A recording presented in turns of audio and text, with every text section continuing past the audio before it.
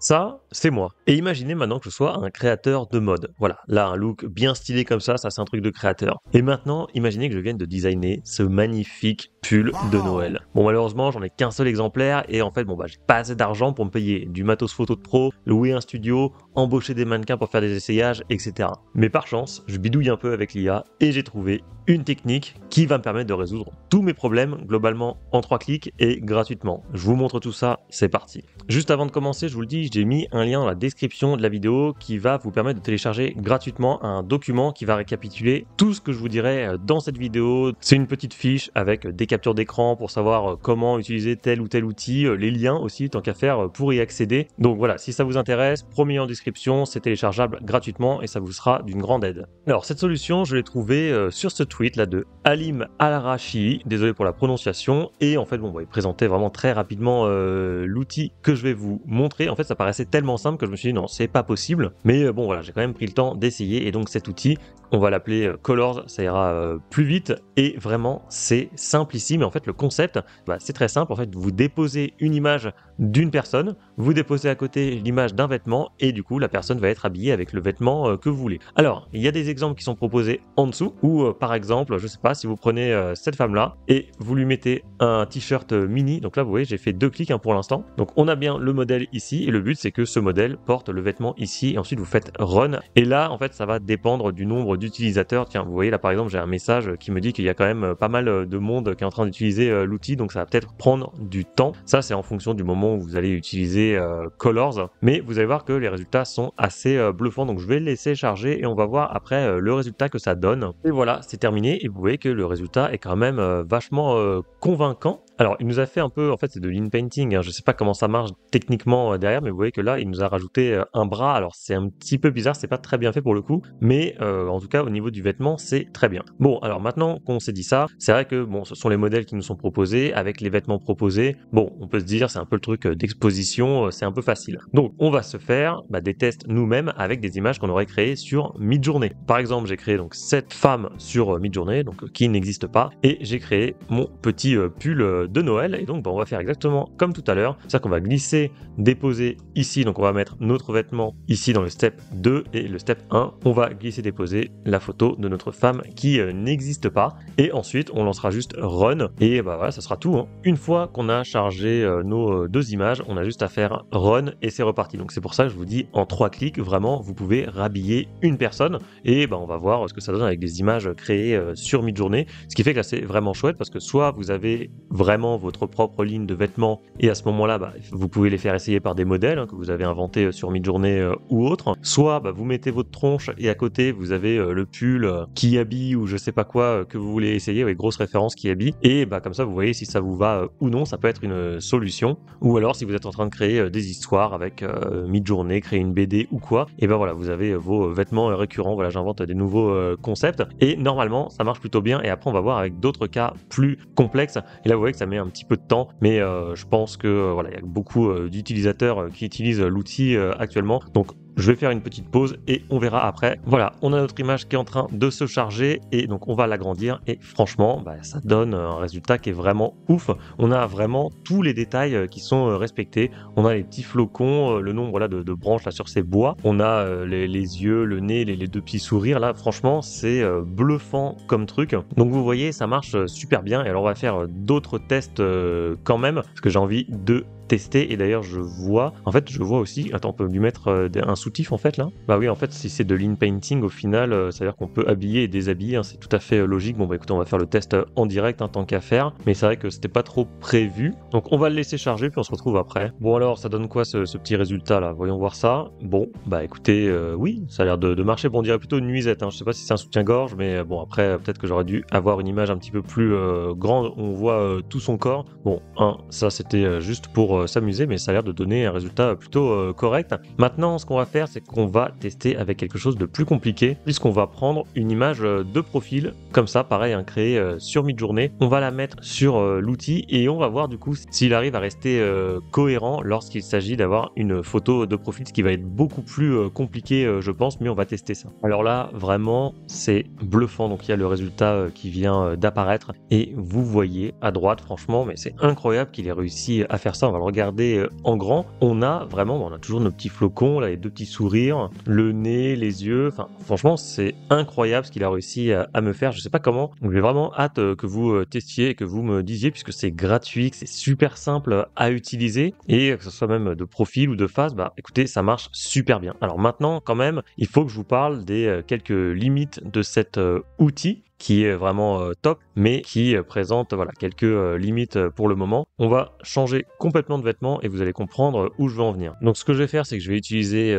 cette image-là, cette fois-ci une femme de plein pied, et je vais utiliser cette robe en vêtements, pareil, créée sur Midjourney. Et en fait, le problème du coup avec Colors pour l'instant, c'est qu'on ne peut pas choisir les zones qu'on veut, donc l'outil va placer le vêtement un peu où il veut. Ce qui fait que là, normalement, comme j'ai fait le test avant, vous allez voir que ça va un petit peu planter, ça va pas être parfait, et je vais vous montrer après une solution de secours sur un autre outil gratuit toujours, qui est très complémentaire avec Colors. Et l'autre problème également, c'est si vous avez deux personnages par exemple sur une image, et que forcément vous mettez un seul vêtement, eh bien Colors va mettre le même vêtement sur les deux personnages, ce qui est un petit peu embêtant. Et juste, c'est vrai que j'ai oublié de vous dire, si jamais pour les photos de profil ça ne marchait pas, vous pouvez peut-être tenter une technique un petit peu différente, c'est-à-dire de créer une grille d'image du même vêtement mais sous différents angles. Donc là en fait on a l'impression que c'est une seule grille d'image habituelle, mais en fait non, l'image elle est déjà upscale, hein. Vous le voyez ici, je peux pas isoler une des 4 images puisque l'image est déjà isolée, et en fait du coup je vous donne ce prompt là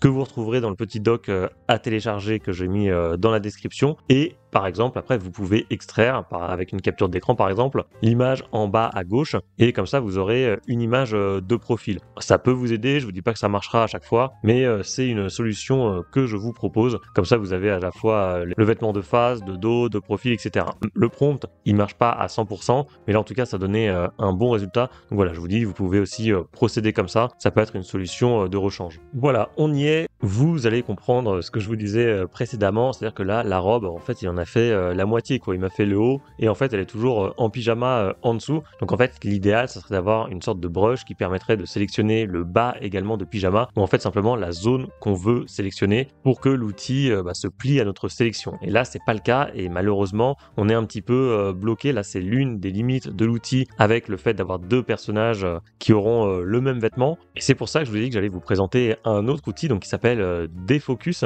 Alors, ce que vous allez faire, de toute façon, je vous explique tout dans le petit doc à télécharger avec des captures d'écran, etc. C'est qu'ici, normalement, vous allez cliquer sur connecter, ça va être assez rapide, et vous cliquerez ici, ça sera pas un stop, mais ça sera un petit play, et ça va lancer un petit script. Et en dessous, vous allez cliquer, vous allez descendre, vous allez avoir des URL, running on public URL. Voilà, vous allez cliquer ici, et là, on va se retrouver sur un autre outil. Alors celui-là, ça fait longtemps que je le connais, j'avais pensé vous le présenter, mais je le trouve quand même moins bon que Colors. Mais là, bon, voilà, c'est l'occasion jamais de vous en parler. Alors, ce que vous allez faire, on va suivre plusieurs étapes. On va cliquer sur Input Image Advanced, et ensuite, vous allez suivre toutes les étapes. Au pire, vous aurez le petit doc récap. On va aller dans Advanced. Ici, on va cliquer sur Advanced Mode. Pour le coup, c'est déjà fait. On va cliquer sur Control maintenant. Et enfin, Mixing Image Prompt and in Paint. Donc ça, très important. Donc voilà, ça c'est fait. Ensuite, on va aller dans Image Prompt, on va cliquer sur Advanced ici. Et là, le but, ça va être de mettre notre vêtement. Donc là, on va mettre notre robe. C'est un peu le même principe que tout à l'heure. Après, c'est un peu la même chose. Voilà. Stop at et wait. Je vais vous donner des chiffres faciles. 0,84. Globalement, c'est ça. Et 0,94. Voilà. Comme ça, vous aurez aucune difficulté à vous en souvenir. On va faire ça. Et maintenant, on va aller dans In Paint or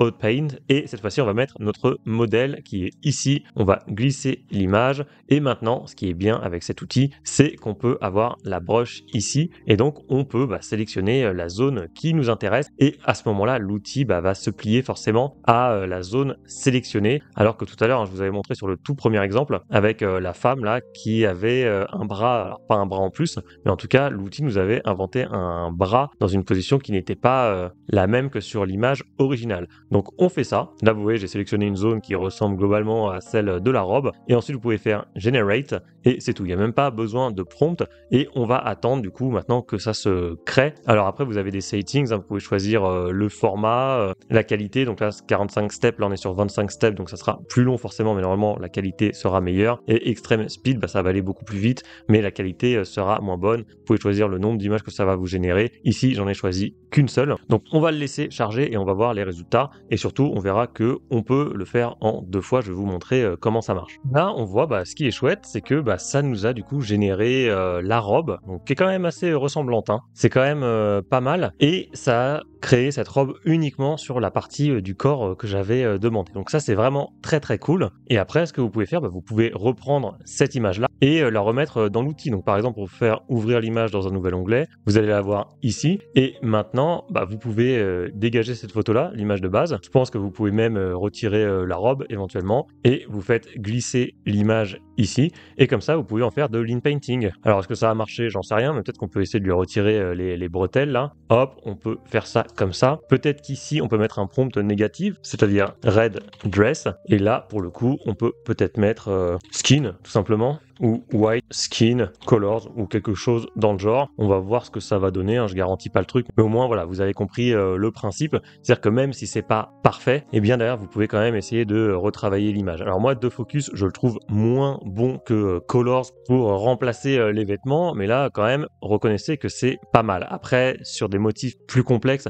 je trouve que les résultats sont moins bons. Alors voyons voir ce qu'il est en train de nous faire. C'est cool, on a la génération en direct et vous voyez, il est en train de nous retirer les bretelles qu'on avait avant. Donc c'est vraiment cool, je pense qu'on va se rapprocher du résultat voulu. Ah non, raté, il nous a fait quand même des petites bretelles, j'ai l'impression, mais elles sont toutes petites, donc on pourrait peut-être les supprimer dans un troisième temps, hein, comme d'habitude avec les IA. Faut pas hésiter à itérer, à réitérer, à recommencer plusieurs fois. Et d'ailleurs, en fait, peut-être que je dis des bêtises parce qu'il va nous le retirer, donc je vais arrêter de commenter la génération et on regardera plutôt une fois que ça sera terminé. Bon voilà, c'est cool. Alors on va l'ouvrir, et en fait, oui, j'aurais mieux fait de fermer ma gueule, effectivement, il n'y a plus les bretelles. Donc on est passé de ça, vous voyez, on l'a corrigé après à ça et finalement je trouve que ça ressemble quand même pas mal à notre petite robe. Alors c'est pas parfait, hein, comme je vous ai dit, mais franchement ça fait le taf. Et donc cet outil là de focus, je trouve vraiment complémentaire avec Colors pour corriger certains détails ou pour ce genre de cas très spécifiques. Bon voilà, on va se quitter sur ce beau pull de Noël.